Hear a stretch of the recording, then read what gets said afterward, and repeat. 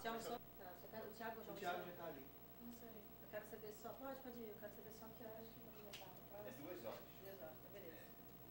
A Fernanda deve estar vindo pra cá. A Fernanda já almoçou. Bom, boa tarde de novo.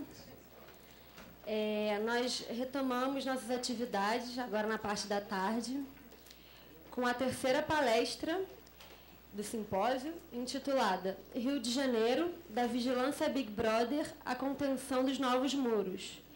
E eu chamo para proferir essa palestra o professor Dr. Rogério Resber, da UF.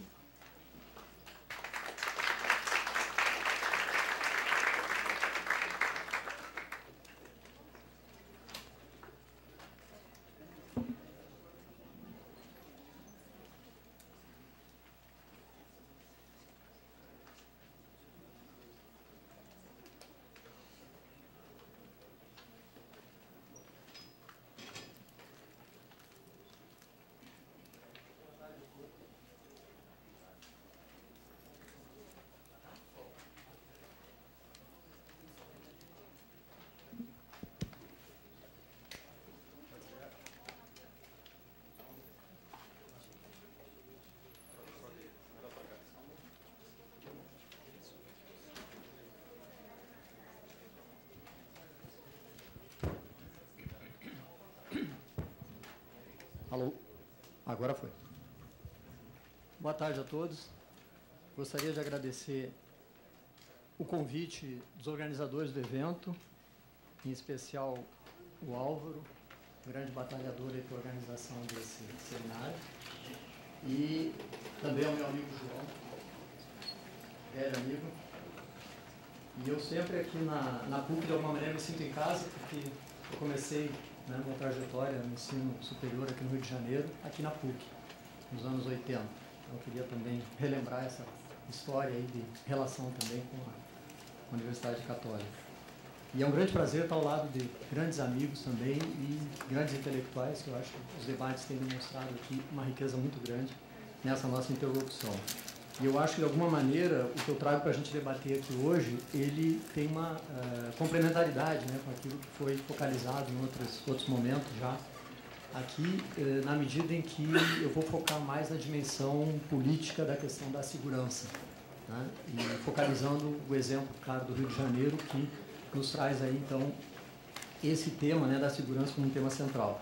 Na verdade, o Rio de Janeiro, ele surge para mim como um exemplo, né, quase que paradigmático dessa dita, por alguns autores, sociedade de segurança em que a gente vive no mundo contemporâneo. Isso foi uma pesquisa desdobrada junto ao CNPq, né, o nome dela está aí no primeiro slide, Sociedade de Insegurança e Descontrole dos Territórios. Então, eu vou fazer na primeira parte da minha apresentação uma discussão mais ampla sobre a questão dessa sociedade de segurança e do caráter, né, da dimensão que adquiriu o fenômeno e a questão da segurança no mundo contemporâneo. E, na segunda parte, a exemplificação com o Rio de Janeiro, que eu acho que, como eu falei, é paradigmática, né, desse momento. E isso aparece ilustrado aí nesses dois fenômenos, né, que foi a criação desse Centro de Operações Rio, altamente tecnificado, né, um grande centro eu chamo de monitoramento da geografia bruta da cidade do Rio de Janeiro, dada a quantidade de informações que é, né, colocada e retrabalhada dentro desse centro, e os chamados novos muros, que configuram, né, uma tática aparentemente bem mais antiga, mas que se compõe, eu diria, né, não é aparentemente um paradoxo de saída, mas que a gente vai verificar tem uma relação muito forte um desses processos com o outro. Eles se combinam, né, dentro da cidade. Isso lembra também, fazendo uma ponte aí com a Maria Laura na parte da manhã, né, eu acho que a própria ilustração que aparece ali, né, nos traz quase que dois circuitos, né, ou pelo menos dois focos, né, específicos dessa política de segurança, aquela que é centralizada por essa alta tecnologia, né, do Centro de Operações Rio, e aquela que ainda recorre, né, a essas táticas mais, digamos, entre aspas, tradicionais, né, de segurança, como a construção dos novos muros nas favelas, e que muitas vezes são também, né, trabalhadas pelos próprios grupos subalternos, como a gente vê na própria configuração hoje de espécies de condomínios fechados até dentro das favelas. é interessante partir, né, do reconhecimento da força dessas contradições e, ao mesmo tempo, ambiguidade, né, no discurso sobre a segurança nas grandes metrópoles. E isso aparece de maneira bem enfática nessas duas declarações, né, a primeira delas do morador do Complexo Alemão, num documentário muito interessante, feito antes da ocupação das UPPs, por portugueses que ficaram aqui 2 anos morando, né, no Complexo Alemão e fizeram esse belo documentário que, se alguém não viu, eu recomendo, né, que seja visto. Um dos moradores declara nesse documentário falar que segurança é mole, quero ver a segurança te proteger. Né? Então o discurso da segurança está muito enfático, né, mas a questão efetiva da proteção fica em segundo plano. E outro do morador da favela Santa Marta, dizendo que segurança já temos, pois não temos para onde fugir. Me pareceu também muito enfática, né, essa ideia dele de que segurança já temos, pois não temos para onde fugir. Esse paradoxo, né, de uma segurança que adquire, então, essa conotação bem clara, né, nessa declaração dele de fechamento, de restrição à própria mobilidade, como uma, né, pretensa segurança para a população, esse fechamento. Bom, partindo de uma questão mais geral, então, em sociedades marcadas pela problemática da segurança, qual é o papel que ainda cabe ao território, sobretudo o território visto aqui, tomando uma expressão do Stuart Elden, que eu acho muito interessante nesse caso, né, da questão da segurança especificamente, o território visto, principalmente para esses órgãos hegemônicos, né, que constroem essas políticas, principalmente a do Centro de Operações Rio, enquanto uma tecnologia política do poder. Eu acho bem interessante essa, né, expressão do Stuart Elden, denominando o território a partir do papel dele enquanto tecnologia política de controle. A evidência empírica, então, os controles, né, de fluxo na cidade do Rio de Janeiro através desses dois, né, fenômenos. As duas grandes formas de controle, a vigilância informacional, que a gente pode chamar também de uma vigilância virtual, e a construção de dispositivos materiais de controle, né, como esses novos muros, que aqui vão ser distinguidos entre duas espécies de muros, já de antemão queria colocar para vocês, o que eu chamo de muros dutos e muros barragem. Aqueles que canalizam os fluxos, né, de grandes artérias de circulação da cidade, que eu chamo de muros dutos, e aqueles como os das favelas do Rio de Janeiro, que foram propostos, né, em vários projetos. Felizmente, a maioria deles não foi executado, mas alguns foram, né, que seriam os muros barragem, né, essa espécie de barragem, de barrar a circulação no entorno da favela. Bom, para enfrentar essa questão, é importante partir de alguns pressupostos, né, conceituais, alguns deles, né, bem conhecidos nossos, mas nunca é demais a gente repetir, vendo o território nesse olhar sobre o espaço enquanto poder, né, a gente olhando para o espaço através das suas relações de poder, visto, portanto, a partir desse foco, né, nas relações de poder espacializadas, e aí num sentido relacional. Né? A gente estava colocando aqui, né, hoje de manhã a questão da natureza relacional do espaço e do território, essas relações nos próprios objetos, né, inerentes a eles, não simplesmente entre os objetos no espaço, né, que seria mais o espaço relativo, ou separadas deles no espaço absoluto, né, visto como fixo e independente. O que não quer dizer que eles não sejam passíveis, né, de serem acionados. Né? O próprio Hagen fala bem claramente isso. Né? O relacional não quer dizer que você está ignorando o próprio papel que tem ainda a leitura do espaço absoluto e do espaço relativo. Né? Mas o relacional vai além. Né? Significa que você ainda pode trabalhar em algumas circunstâncias com essa dimensão mais absoluta ou relativa do espaço. O território visto mais, então, como processo, como dinâmica e, portanto, imerso sempre em processos de desreterritorialização. E o poder para nós, não tanto nesse sentido meramente centralizado, né, de uma figura ou de uma classe social, nem apenas hierárquico também, mas também difuso e rizomático. A gente vê, às vezes, em várias, né, estratégias desses grupos, principalmente dos grupos subalternos, essa dimensão também mais difusa das relações de poder. E verificando, né, o poder através dessa visão mais Foucaultiana também, que eu sempre tenho uma inspiração grande aí do Foucault nesse trabalho, porque é ele o grande proponente dessa ideia de sociedade de segurança, né, para definir a nossa sociedade contemporânea. Ele vai dizer que a resistência não é o outro do poder, mas também é inerente a todas as relações de poder. Então, para nós, o poder vai estar sempre, né, inserido em relações também de resistência. A resistência não como o outro do poder, mas o seu constituinte. E, além disso, o poder também com uma grande carga simbólica. Né? Esse papel e o poder da imagem hoje eu acho que é fundamental para se entender também como é que o poder... E aí o Centro de Operações Rio tem um papel fundamental também imagético, a gente pode dizer assim, né, nesse controle, né, de imagens e na publicização também dessas imagens via mídia. A mídia tem um papel fundamental, tem uma sala específica para ela, dentro do Centro de Operações Rio, para passar todo um imaginário de controle, né, da cidade através dessa publicização. É o que eu chamo também, uma parte da pesquisa que foi desdobrada, eu denominei de contenção simbólica, que é o próprio papel da mídia. A gente comparou aqui 2 diários do Rio de Janeiro, o Dia e o Globo, mostrando como que eles têm representações da questão da segurança na cidade muito diferenciadas, até porque são jornais também voltados para classes sociais diferentes. Pode-se falar, então, portanto, em macro e micro territórios, né, territórios hegemônicos e territórios subalternos, né, envolvendo as próprias relações de resistência. Enquanto na visão hegemônica, né, aqui tanto no sentido de predominante quanto de vinculado às classes hegemônicas, predomina o território como tecnologia de poder, esse que o Elton denomina dessa forma, né, o poder em seu sentido mais funcional, instrumental, como dominação, no sentido mais efetivo, ou como feixe de tecnologias políticas, né, como ele também denomina, ou de espaço concebido na visão do Lefebvre, está para fazer também uma associação. Na visão preponderante dos subalternos aparece o território, sobretudo, como apropriação vivida, feixe de vivências de poder, talvez se possa dizer assim, né? Não um feixe de tecnologias de poder, nessa dimensão mais da dominação, mas como um feixe de vivências do poder, ou de empoderamento, né, de certa maneira existencial, numa concepção mais ampla de poder, impregnada, assim, dessa dimensão que a gente denominou aqui de poder simbólico, ou até, né, na sua vertente identitária. E isso fica claro, me parece, nessa relação entre o que eu estou propondo chamar territórios de dominação e territórios de apropriação, através desse discurso da retomada do território pelas UPPs aqui no Rio de Janeiro.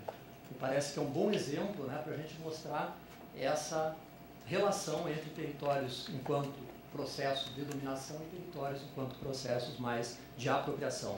Né? Olhando para essas 2 categorias, né, lefebvrianas, né, da dominação e da apropriação, pelo viés aqui do poder e do território, né, fazendo uma leitura, um recorte, nessa leitura mais ampla do Lefebvre. O chefe do Estado-Maior da PM, Álvaro Garcia, nessa expressão dele, não é uma operação de entrada e saída. Estamos instalados para dominar o território, prender marginais e devolver a população. Então fica bem claro aí o pressuposto dessa visão de território da polícia como território a ser dominado. Né? Aquele discurso todo de que o Estado não estava presente, né, que a partir daí a primeira coisa que se faz quando chega o PP é colocar uma bandeira, né, num ponto estratégico mais visível da favela e dizer agora o território está, né, dominado. O secretário de Segurança, José Beltrame, afirmou que mais importante do que prender é retomar territórios. Tiramos deles o que nunca foi tirado, o seu território. E hoje ele usa muito esse argumento, né, de que, quando as pessoas reclamam, né, de algumas consequências que não eram exatamente as esperadas, né, em relação às UPPs, ele diz, bom, mas nossa intenção era só retomar o território, né, não acabar com o tráfico. Então, tem essa desculpa de que a intenção era apenas, né, de domínio territorial, admitindo que existe aí uma diferença entre as redes de articulação, de rearticulação e reterritorialização do narcotráfico na região metropolitana e esse domínio territorial em áreas estratégicas específicas, né, e mais importantes para esse exercício do chamado domínio sobre o território. Por outro lado, né, e ocorreram já vários casos aqui nas favelas do Rio de Janeiro de uma antiga tática dos traficantes, né, era de decretar toque de recolher, né, horários específicos, até hoje, né, você tem várias favelas aí que aparecem nesses casos, né, de horário específico para você abrir o comércio, dias inteiros às vezes para fechar, né, e a própria polícia depois da ocupação ocorreram vários casos, né, principalmente no Alemão e no Borel, né, de fechamento também, colocando horário estrito para fechar todo o comércio, 9 da noite, e a população reagiu.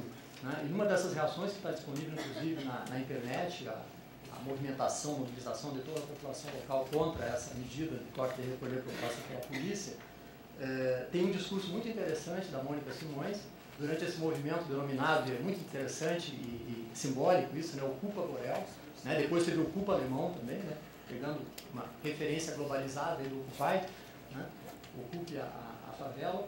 Ela diz, o projeto de segurança nas favelas do Rio de Janeiro tem como discurso do governo e do secretário de Segurança Pública a devolução dos territórios aos favelados.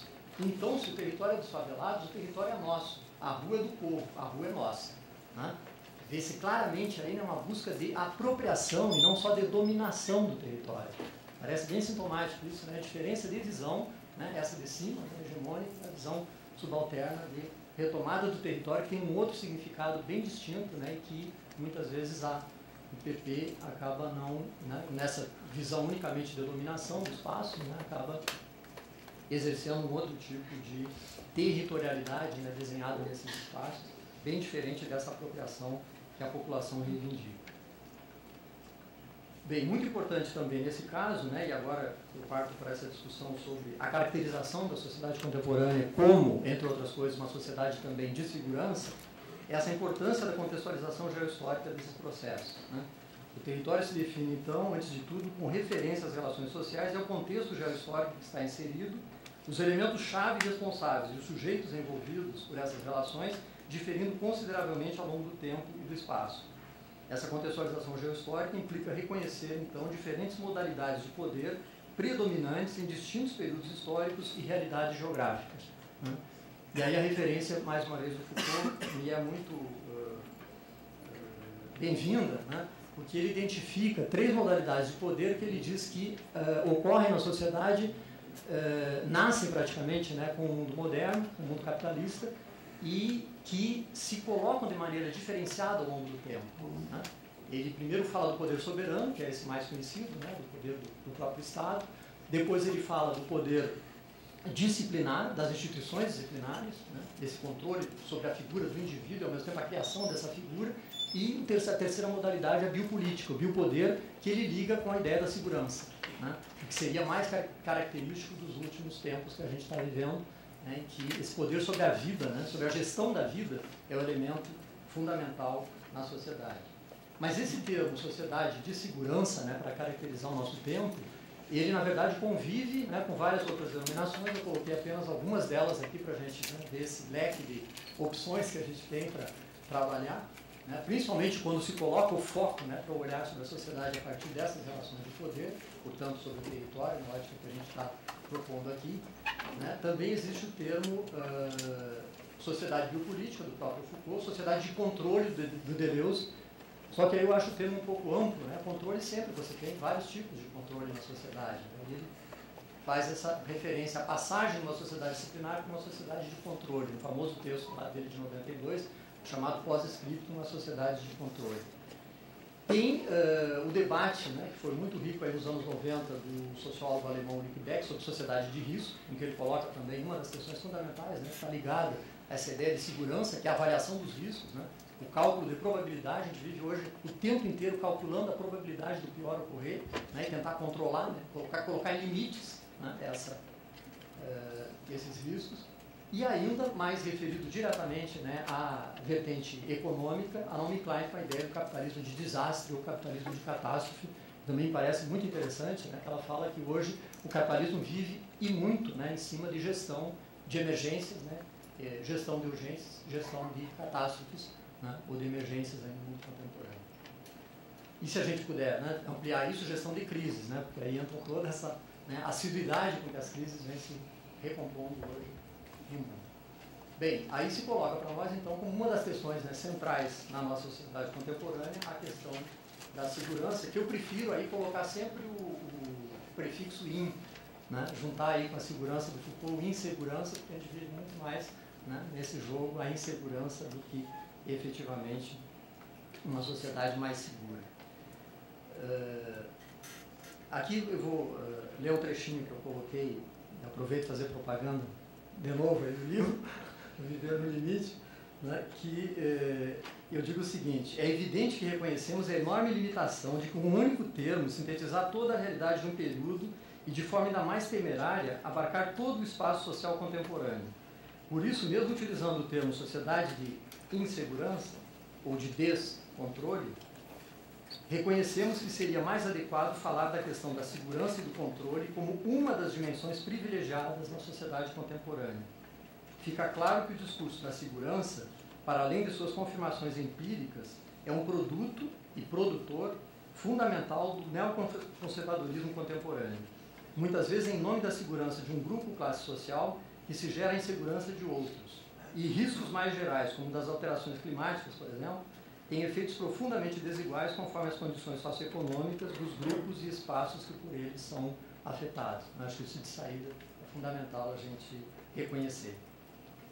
A insegurança, então, vista, né, não como a questão central, mas como uma, né, das questões centrais da sociedade contemporânea, especialmente no nosso contexto, né, latino-americano, continente com alguns dos indicadores mais elevados, né, de violência e militarização em todo o mundo, envolve, ao mesmo tempo, e isso é fundamental, né, uma insegurança na dimensão econômica. A insegurança econômica crescente, né, com crises recorrentes, aumento das desigualdades, especialmente hoje nos países centrais, no aumento da desigualdade social, a precarização do trabalho, a produção de emergências como forma de reprodução capitalista, aquilo que a Naomi Klein chama de gestão de catástrofes ou capitalismo de desastre. Por outro lado, o crime, o tráfico, a corrupção, a ilegalidade como prática inerente, né, ao próprio capitalismo. Os paraísos fiscais estão aí para mostrar isso, né, como o capitalismo cria os seus próprios espaços, né, de ilegalidade, né, para inserir e integrar, né, a economia. E a crescente, ao mesmo tempo, economia, ao mesmo tempo política do medo e da segurança, vide a privatização e a terceirização, né, vou passar um pouquinho adiante para mostrar para vocês um indicador, o aumento do nível da privatização da segurança na América Latina. Né, aqui tem um dado que mostra a segurança privada e a relação dela com os policiais, né, reconhecidos como segurança pública. O Brasil tem 4,9, desculpa que meu olho está ruim, 4,9, né, a relação entre segurança privada é 5 vezes praticamente maior do que a segurança, né, pública no sentido, né, de aliada, né, vinculada à figura do Estado. E ele é o segundo, só perde para Guatemala, então vocês vejam aí a importância hoje da dimensão da privatização da segurança, né, como um elemento constituinte da economia contemporânea, um elemento fundamental.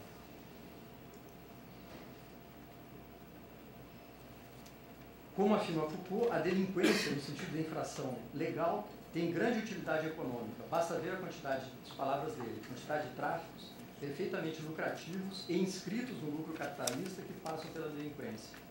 Além disso, quanto mais houver crimes, diz ele, e quanto mais houver, a gente pode acrescentar, né, o discurso criminalizante do Estado e ou da mídia, mais haverá medo na população. E quanto mais houver medo na população, mais aceitável e mesmo almejável se tornará o sistema de controle policial. A existência desse perigo interno permanente é uma das condições de aceitabilidade desse sistema de controle. Isso são palavras do Foucault. O exemplo, então, dessa economia de segurança, né, que a gente vai trabalhar um pouco mais de detalhe aqui, o Centro de Operações Rio, articulado com outros centros de telemonitoramento, chamados CICs, Centros Integrados de Controle e Comando, que durante a Copa do Mundo totalizaram um investimento de 1,9 bilhão de reais. Quase 2 bilhões de reais, esses centros, né, de controle e monitoramento, centralizado, o principal deles aqui no Rio de Janeiro e vários deles na cidade sede da Copa do Mundo. Essa insegurança, né, adquire também uma dimensão ambiental, sobretudo com as transformações climáticas e as várias formas de extinção biológica. O homem, pela primeira vez na história, colocando sua própria existência em risco sobre o planeta. A disseminação do estado de exceção como norma, associada à banalização da violência e aquilo que o Foucault denomina animalização do homem, né, ele chega a esse extremo de, dentro de uma sociedade caracterizada pela biopolítica, né, política sobre a gestão da vida, tratar o homem como simples espécie biológica que se reproduz, né, e deve ser gerida nesse sentido. A crise da sociedade disciplinar típica e a emergência da sociedade biopolítica ou de segurança. Esse elemento eu gostaria de detalhar um pouco mais, essa passagem, né, do que o Foucault denomina sociedade disciplinar para a sociedade de segurança, na medida em que você tem hoje a insegurança como um modo de gestão da própria vida coletiva. Essa é a expressão utilizada por um outro autor, o Jacques Rancière, quando ele diz que a insegurança, sobretudo, não é um conjunto de fatos, é um modo de gestão da vida coletiva. A gestão midiática ordinária de todas as formas de perigos, riscos e catástrofes, do terrorismo à canícula, que na época estava ocorrendo na Europa, né, o grande verão lá de 2003, assim como o maremoto intelectual do discurso catastrofista e das morais do mal menor, mostra suficientemente que os recursos do tema insecuritário são ilimitados. E nos termos do próprio Foucault, não se trata mais de estabelecer e dominar um território, como para ele é a marca do poder soberano, né, esse poder mais tradicional e conhecido nosso na figura do Estado. Mas deixar as circulações se fazerem, controlar as circulações, separar as boas das ruins. Nas palavras dele, controlar um meio. Eu acho um termo muito interessante, né, quando ele aciona esse conceito de meio, lá do Newton, dos primeiros usos, né, que o Newton fazia do termo, que é o espaço em que se dá a circulação. Ele define meio como o espaço em que se dá a circulação. Portanto, controlar o meio é controlar todos esses fluxos, né, sejam eles naturais ou sociais, né, que estão imersos aí no espaço geográfico. De uma maneira tal que os perigos inerentes a essa circulação sejam anulados. Não mais segurança do príncipe do seu território, mas segurança da população e, por conseguinte, dos que a governam. Esse estado de governo, que tem essencialmente por objeto a população e que se refere a e utiliza a instrumentalização do saber econômico, corresponderia a uma sociedade controlada pelos dispositivos de segurança. E que, por outro lado, é o que Deleuze propõe chamar de sociedade de controle, onde ele fala dessa passagem, então, da sociedade disciplinar clássica, né, para a sociedade mais especificamente de controle. Diz ele: estamos entrando na sociedade de controle, que funcionam não mais por confinamento, que é um termo para nós muito interessante na geografia, né? Eu prefiro falar de reclusão territorial como uma marca, né, das sociedades disciplinares clássicas, mas por controle contínuo e comunicação instantânea. Face às formas próximas de um controle incessante em meio aberto, e aqui nós temos o Centro de Operações Rio, mais uma vez, como um exemplo bem claro dessas tentativas, né, de controle em meio aberto da circulação que se dá na cidade. É possível que os confinamentos mais duros, né, típicos da sociedade disciplinar clássica, nos pareçam pertencer a um passado delicioso e benevolente. Bem pessimista. Na visão dele, esse controle que parecia duro, né, pode nos parecer, nesse outro momento, um passado delicioso e benevolente. O interessante aí é perceber que, ao mesmo tempo que você tem essa passagem identificada pelo Deleuze, né, você tem também, concomitantemente, a exacerbação dos princípios que regiam, né, a disciplinaridade. A sociedade disciplinar, na verdade, não desaparece, mas se exacerba em plena crise. Né? É quando há uma demanda, né, generalizada por segurança e, com isso, reforça, né, uma entidade ou uma instituição disciplinar fundamental, que é a prisão. Né? Então, eu coloquei esses dados aqui que eu acho que são interessantes para mostrar, né, essa nossa contemporaneidade e a força que ainda adquire, né, a questão do sistema prisional, né, que na América Latina tem uma força indiscutível, né, em relação a outras áreas do mundo, ou na América como um todo, se a gente pegar o modelo americano, que está aí na ponta, né, desses indicadores. Os Estados Unidos passou de 1.937.000 para 2.228.000, é como se uma grande Porto Alegre estivesse toda na cadeia, né, nos Estados Unidos. Né, só para fazer uma analogia aqui com nossos espaços brasileiros. Né, e no Brasil você tem um dos maiores crescimentos, né, de 2000 para 2012, em 12 anos passou de 233.000 para 548.000. Isso sem considerar as pessoas que estão em prisão domiciliar. Né? Aí entram mais cerca de 300.000 pessoas em prisão domiciliar. E todos vocês conhecem a situação das prisões, né, aqui no Brasil, né, espaços de, né, criação do crime, gestão do crime. Isso é assustador, né? Quando você vê essa... e ali a sobreocupação também desses presídios, né, no Brasil está 171% da ocupação, né, das celas nas prisões. Isso coloca para nós, né, um Estado também policial, né, um Estado de segurança que tem esse papel como um dos seus papéis-chave, né, na contemporaneidade, usando daí da repressão e daquilo que eu proponho chamar de contenção generalizada, acompanhado então dessa já comentada, né, privatização da segurança, né, em que a violência legítima com prerrogativa do Estado se perde, né, e você tem hoje muito mais a segurança privada como um elemento fundamental, e aí todo essa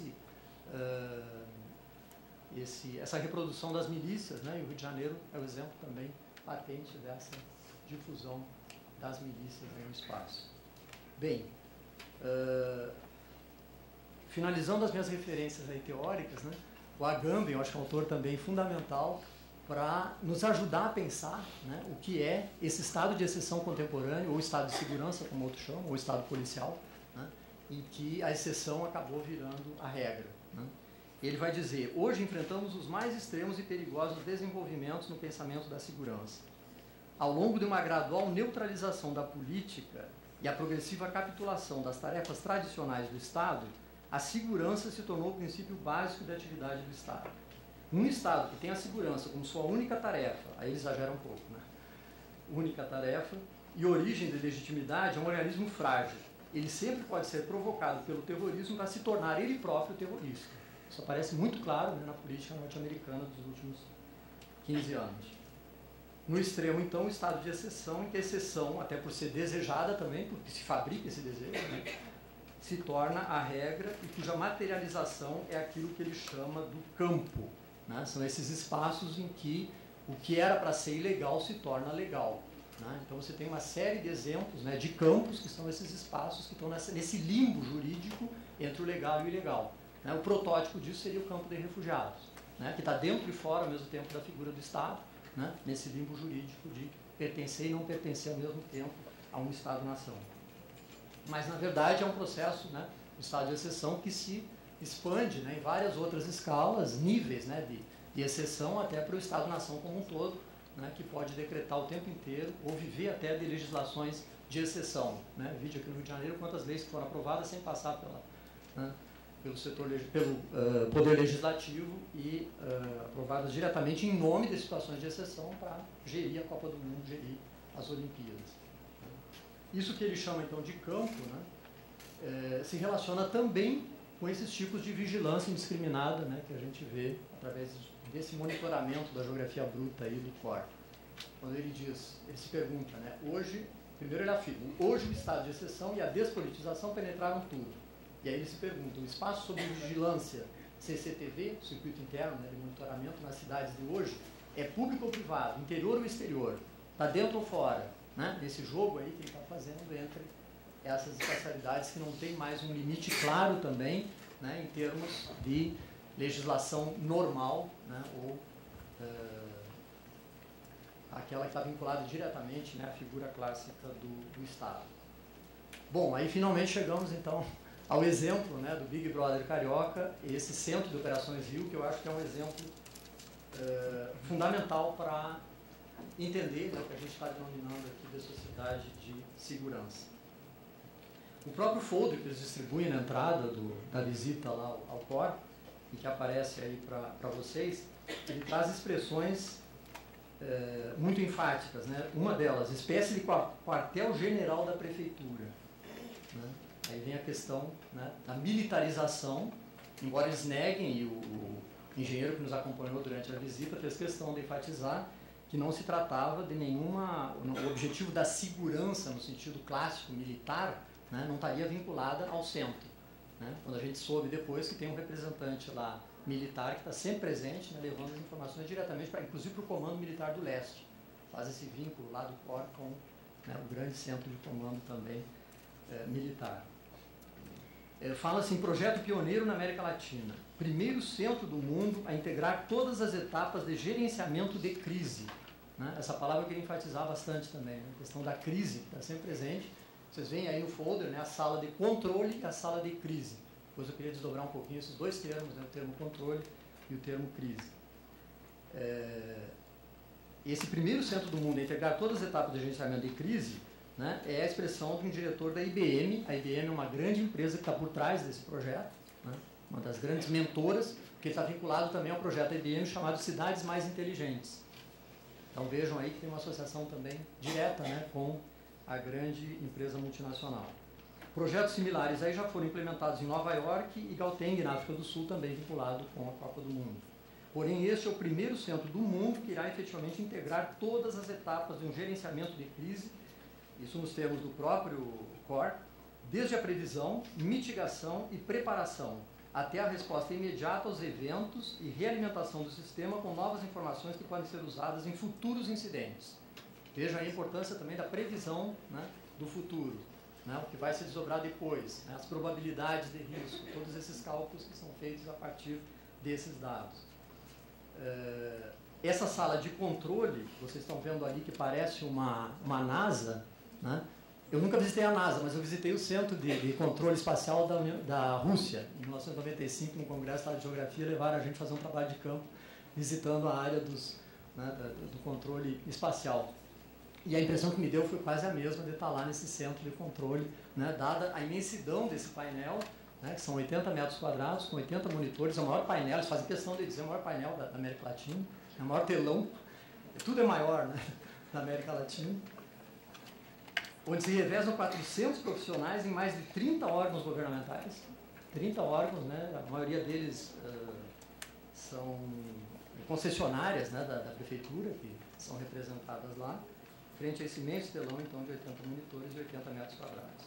A sala de crise, né, que é esse o nome oficial da sala, né, ela é apresentada assim no próprio folder, é onde você pode acionar o prefeito, né, na casa dele diretamente, ou até em lugares que ele esteja viajando ao redor do mundo, a não ser que ele esteja num avião, que seja incontatável lá, né, que seja impossível você contatar o prefeito nessa viagem. Ele pode ser contatado. Se por acaso ele não puder, no caso de estar num avião ou numa viagem internacional, é delegada ao próprio diretor do COR a possibilidade de tomar decisões. Então, né, efetivamente, é a gestão das urgências, a gestão, né, dos momentos aí de emergência na cidade que podem ser... a decisão pode ser tomada pelo próprio diretor, veja a autonomia também que ele tem para exercer aí esse controle. Lembra, né, em escala menor, então, esse capitalismo produtor e gerenciador de crises, como diz a Naomi Klein. Eu queria voltar aqui, né, a referência dela, que eu acho muito interessante, que ela enfatiza muito a questão da crise e do gerenciamento das crises. Né, situações de desastre ou de emergência, que hoje viraram, né, eram para ser excepcionais, mas viraram a regra. Né, então você vive, o Weiner vai dizer, né, você vive numa cidade de exceção. Né, o Rio de Janeiro hoje se transformou, né, numa caracterização desse tipo. Né, a cidade é gerida em função desse momento excepcional que ela vive, né, em função da alegada, né, Copa do Mundo e as Olimpíadas, como esse momento excepcional que ela está vivendo.